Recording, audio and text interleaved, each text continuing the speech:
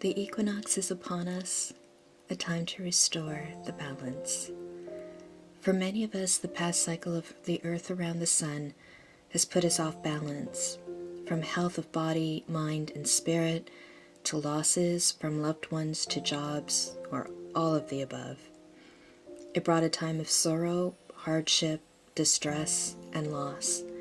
It truly felt that the light we hold within us was being overpowered by the various circumstances that we've all faced. But nature reminds us, through the cycles she journeys through, that balance can be restored. I often say embrace the dark to find the light and live in balance, but I never explained what this means to me.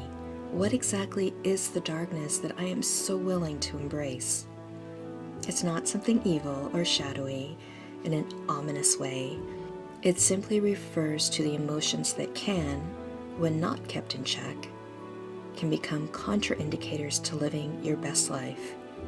When acknowledged, kept in check, when embraced in this way, they have lessons to teach us, and from those lessons you find growth, wisdom, and your light. The spring equinox for me is not a seasonal marker. It's not when I celebrate the beginning of spring. In my path, I do not celebrate the references of Imbolc or Ostara, but what I refer to as the quickening. And as this video was filmed on the equinox, I'm still awaiting its arrival. The spring equinox is a celestial celebration in my practice, a time when the light and dark in the world literally are given equal measure. How I celebrate this day and this amazing liminal energy is holistic and organic in nature, in the sense that I allow the events that surround my life to dictate how ritual will unfold. For me this year, it meant sitting with the overwhelming darkness so that I could weed it out. I believe that much strength and lessons can be found in the shadows, and that emotions are simply energy that may not be able to be destroyed, but they can be transformed, and this is how you find and embrace the light. Sitting in meditation with each emotion that you may personally see as harmful to yourself or others, such as anger, helps you determine what the anger is caused by and what emotions better serves you. While I had some anger to deal with, I also had a growing sense of despair, which translated into uselessness and feeling completely unaccepted and unloved and unheard by my family, of being unwanted and unneeded. But despair can turn to hope. When you widen your heart and your view to see how you affect the world as a whole, when you see that others do need you in their lives and that you make a difference to anyone, sometimes you can find the light within, but sometimes it will come from others holding up candles for you till you can begin to see your path again. Please know that every comment you all leave for me, messages that you send me, these were my candles, and I am so grateful. As the spring equinox marks a time to restore my personal equilibrium, I called on my ancestors of land and botanicals, minerals, and animals that heal, guide, and inspire me. At the mark of the equinoxes and solstices, I walk my own guided meditation into an earth labyrinth, and along the journey I find the crystals, herbs, and animal spirits that will carry me through the particular season. A simple grid was then created and charged in sacred space. I sat in meditation with them, opening myself up to the messages and healing energy they are gifting me with. It's then time to begin the journey of healing through the creation of tinctures infused with prayer and intention to restore balance, fortifying my body, mind, emotions, and soul to recover from what was and move forward into what may be. Based on my own health needs and, as always, researched contraindicators, Linden and Motherwort are called upon for emotional strength. Together they aid me with my CPTSD.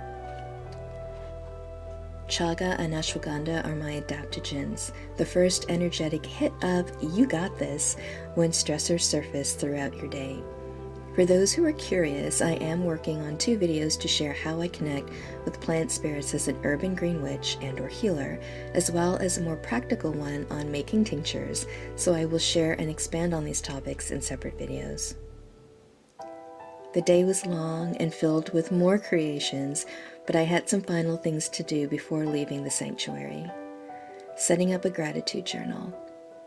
I have always offered gratitude through prayer, ritual, and offerings, and how I take action and live my life within the world. But my recent descent into the darkness taught me that having a written reminder of the good that transpired in my life can be a really stabilizing and healing tool unto itself. And so it begins with a Wayward Witch's Journal for gratitude. This one I picked up at our local Dollarama. It was just $4, and I thought that these fun little silver stickets would help make the experience a little more joyful. At the end of the day, I took time to pay tribute to 3 individuals who bring light into all our lives with their videos. Bex, we know and love her. She is the Witches Cookery, and she gifts you with a wicked sense of humor, which is balanced with a depth of wisdom and compassion. Kay teaches us to love the life that you live. She is the girl next door beauty that welcomes you into her home with a warm cuppa, honest living, and warm kitten cuddles and chuckles. Desi, with her infectious youthful soul and soothing aesthetics, embraces a time and energy long lost, but worth rediscovering. There are more channels, but these 3 were my happy places for the last few months, for they brought smiles, wisdom, and a sharing of their own lives, truths, struggles, and strengths, and I'm grateful for their content. Balance can be restored anytime, any day, during any part of any season. Just remember, as I too must, to embrace the dark. Don't let it embrace you, with the intention of learning what you must, finding your light in the lessons and healing within it, and restoring your balance.